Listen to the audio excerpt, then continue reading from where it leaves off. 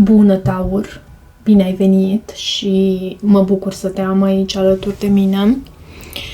Să vedem pentru tine etalarea Crucea Celtică din această nouă serie de etalări pe zodii și uite, acest card chiar vrea să fie citit aici la tine.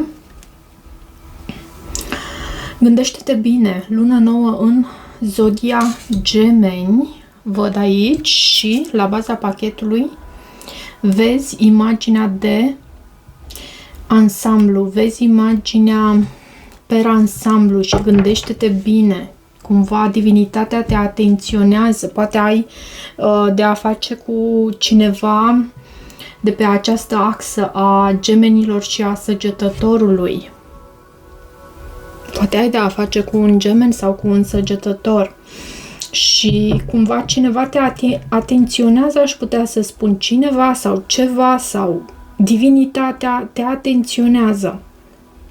Să gândești bine lucrurile și să vezi imaginea de ansamblu. Iarăși, mesajul de aici, de la baza pachetului, avem ultimul pătrar de lună în zodia Scorpion. Arată ceea ce trebuie să fie văzut. Arată tot ceea ce trebuie să fie văzut. Acum, nu ai să arăți asta tuturor, fiecăruia, sau nici nu știu dacă trebuie să îmi retrag cuvintele. Hai să vedem care e situația. Care e situația pentru tine în această perioadă, pentru Taur? Care e situația pentru Taur? Cu ce ai tu de a face? Temperanța. Temperanța reprezintă zodia Săgetător, bineînțeles, reprezintă echilibrul, nevoia de moderație și 10 de spade. Nevoia de moderație, cooperare și compromis.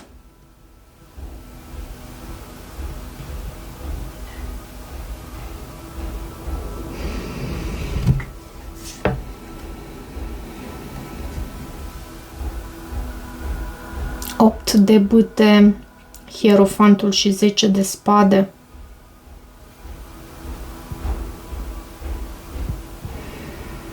Traume, vine să transmit aici, traumele prin care tu ai trecut sau acele situații negative prin care tu ai trecut ți-au consolidat legătura cu divinitatea în același timp, chiar dacă tu ai suferit. În același timp, divinitatea a suferit alături de tine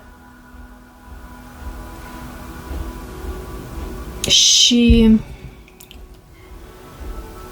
oricum ar fi, chiar dacă a fost o perioadă din viața ta în care poate nu, să zic așa, ai fost certat cu divinitatea, pentru că e mai simplu să spun așa, ai fost certat cu divinitatea și asta pentru felul în care lucrurile se întâmplau în viața ta și nu doar în viața ta, cât și în lume. Însă aceste lucruri au unit din legătura ta cu divinitatea în cele din urmă și divinitatea îți vorbește și vorbește și prin tine. Aș putea să spun, avem 8 de bâte, Hierofantul, 10 de spade. Tu ești în această perioadă în care tu te eliberezi de aceste traume, poate vorbind despre ele, însă într-un mod care aduce vindecare, pentru că avem și temperanța aici. Și care e blocajul? Provocarea, Asul de monede și faetonul, graba, aș putea să spun. Poate tu ai o anumită oportunitate de a câștiga mai mult cu acest as de monede. 4 de spade, 9 de bâte. Da, poate ai această oportunitate de a câștiga mai mult. Văd aici, uite, scrie a promising business venture, o oportunitate promițătoare care se arată în calea ta, însă reprezintă provocarea aici. Nu te grăbi întru totul înspre această oportunitate. Nu știu de ce. Ia să văd. De ce să nu te grăbești? 6 de spade. Da, 2 de monede. Pentru a-ți păstra echilibrul este foarte important pentru tine în următoarea perioadă. Ok, și avem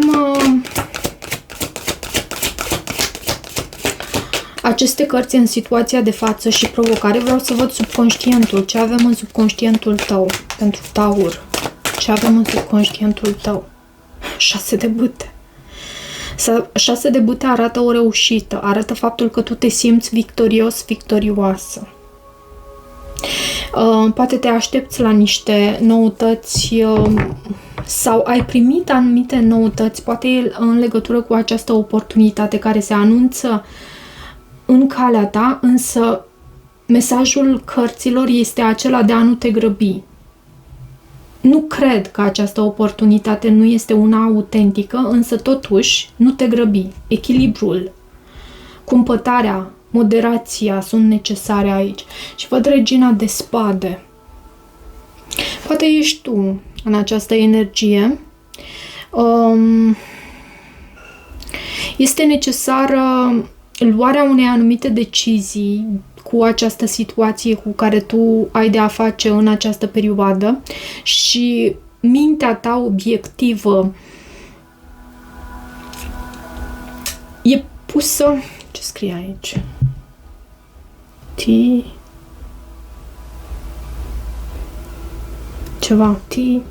E scris ceva aici, nu știu dacă tu vezi. Da, e și aici, dar aici, pe carte, pe imagine.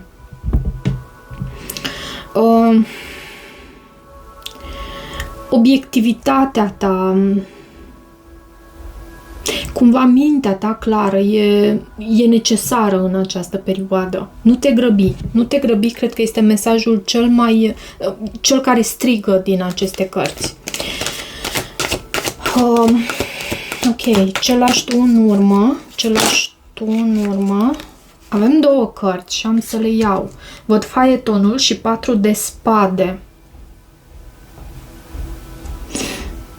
Poate ai fost într-o perioadă de pauză și ce mai avem aici? Cavalerul de bâte. Ai fost probabil într-o perioadă de pauză, o perioadă de vindecare, o perioadă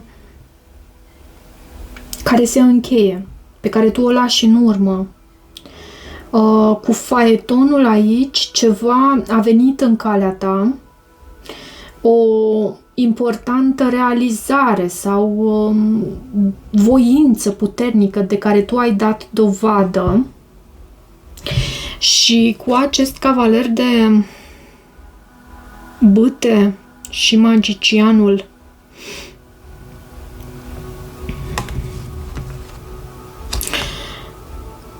o inspirație care a putut să vină în calea ta sau o persoană chiar cu acest cavaler de bâte, ca din neant cu acest magician, neașteptat, într-un mod magic, iarăși.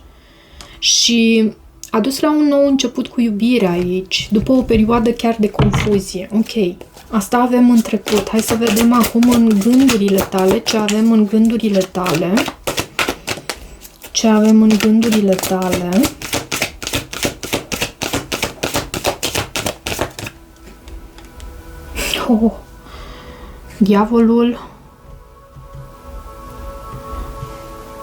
Diavolul, ego-ul, Arhanghelul Jofiel, tentația și soarele.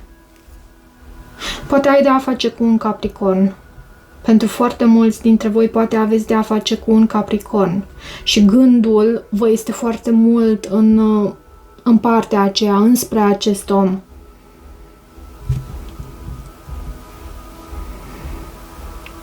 Acest diavol mai poate anunța și Da, pentru că mă uit și la aceste cuvinte înscrise pe acest card, mai poate anunța și faptul, pentru cei mai mulți, ca să rezum, pentru cei mai mulți cred că aveți de a face cu un Capricorn. Însă, acest diavol mai anunță și o minte foarte mult concentrată pe lucrurile materiale și lucrul acesta poate fi un lucru toxic pentru tine în următoarea perioadă. Iarăși anumite gânduri ce vin din frici, din temeri. Și în viitorul apropiat, ce avem în viitorul apropiat? Ce avem în viitorul apropiat? Pajul de cupe.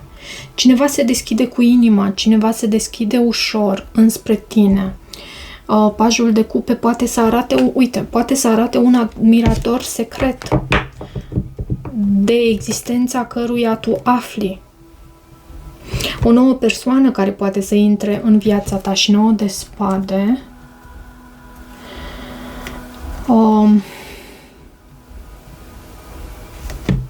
Știi cum simt aici? Pajul acesta de cupe, da, poate reprezenta și un pești, rac, scorpion, bineînțeles, e un semn de apă, e o energie tânără, vine ca o oportunitate, însă ție îți aduce mari griji și stres. Această oportunitate și se repetă aceeași idee pe care am primit-o cu acest as de monede, cumva echilibrul tău, moderația ta, răbdarea ta, graba, să nu te grăbești. Să nu te grăbești. Și ok, hai să văd și în sfatul pentru tine, în sfârșit, deși până aici tot am oferit acest sfat de a nu te grăbi, asul de bâte. Poate ai de a face cu o persoană și dintr-un semn de foc, o persoană de care te simți extrem de atrasă și roata norocului, atrasă, poate fi, da, un Capricorn, un săgetător, iarăși văd aici, leu, berbec, săgetător, ca un nou început cu pasiune se anunță și amintește-ți că aici în trecut am văzut acea energie care ne arăta că după o perioadă de pauză a venit o energie care ți-a animat sufletul, ți-a aprins flacăra pasiunii, era și cavalerul de bâte pe aici.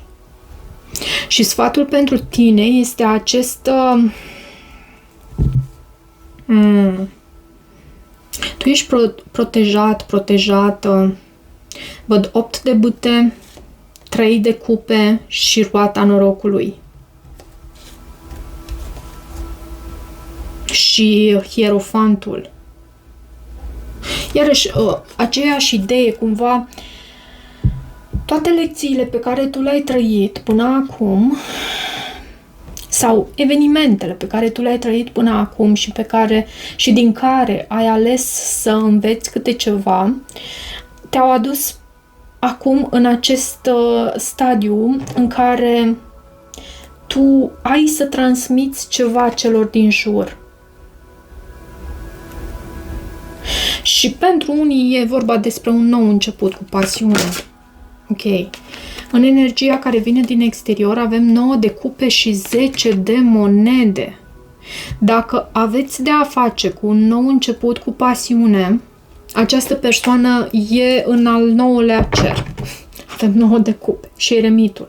Poate ai de a face și cu o fecioară sau o persoană cu marcaje pe fecioară, sau tu ești această persoană.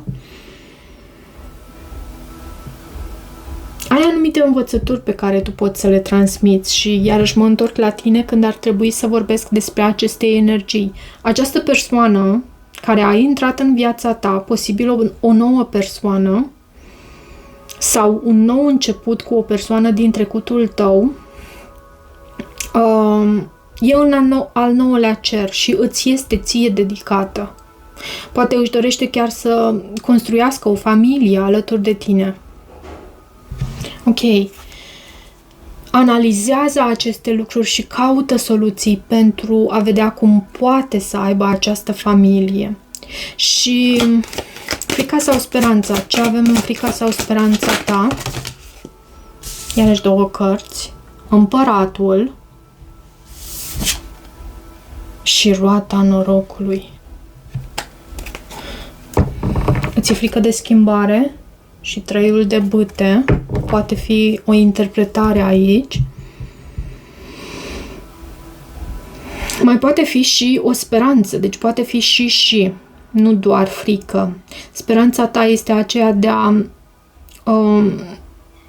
putea fi un om organizat, de a da dovadă de structură și disciplină și leadership chiar, pentru a avea parte de succes.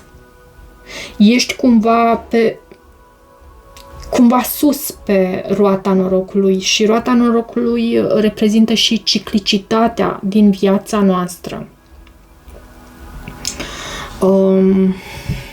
Ok. Și rezultatul posibil obținut, care este rezultatul posibil obținut pentru tine, pentru Taur? Ce rezultat avem pentru tine, Taur?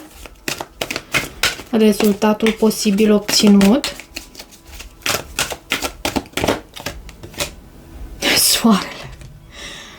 Soarele și amintește-ți că era la un moment dat și la baza pachetului și un nou început.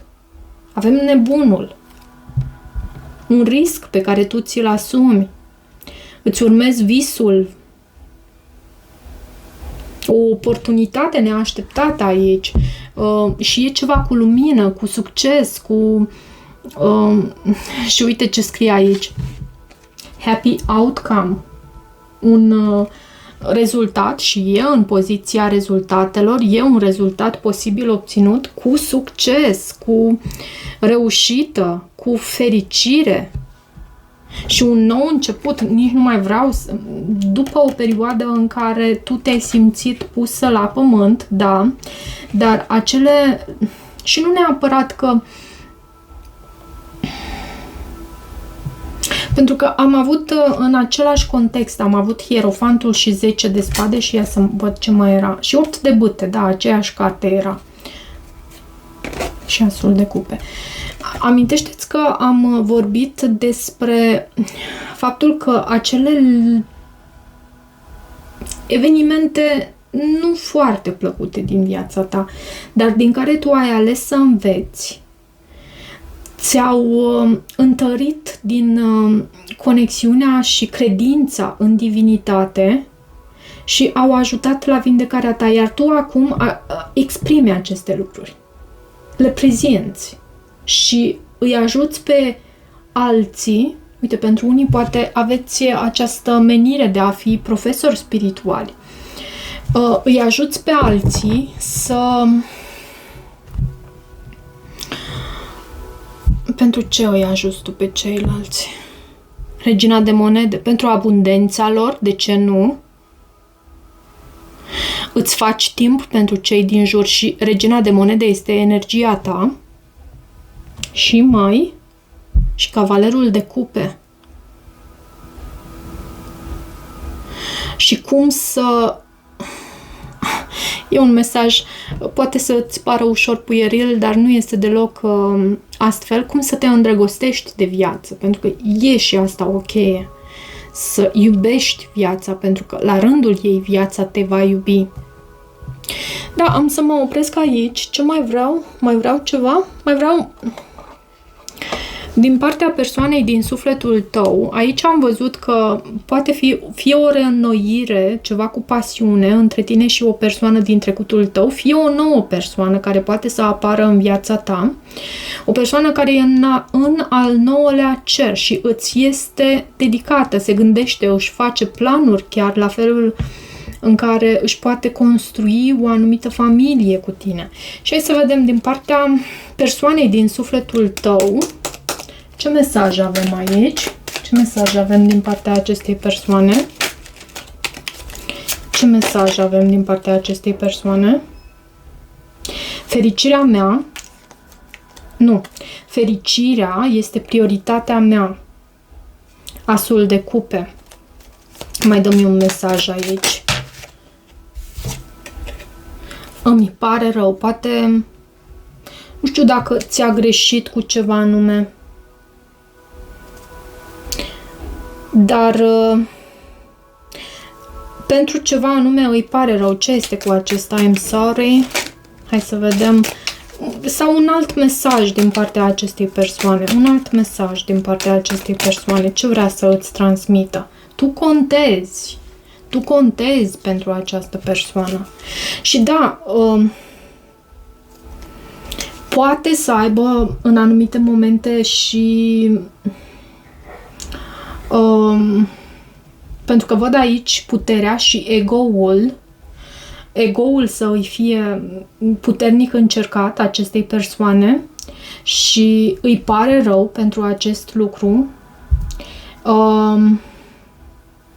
Dar în același timp vrea să îți transmită și faptul că tu contezi pentru acest om, tu contezi și fericirea voastră este prioritatea sa. Cam atât, dragilor, pentru această citire. Am simțit o citire mai light, nici nu știu ce titlu să îi dau. Dacă rezonați cu acest mesaj, nu uitați să vă abonați canalului, să mai treceți pe aici. Vă mulțumesc, vă iubesc și toate bune!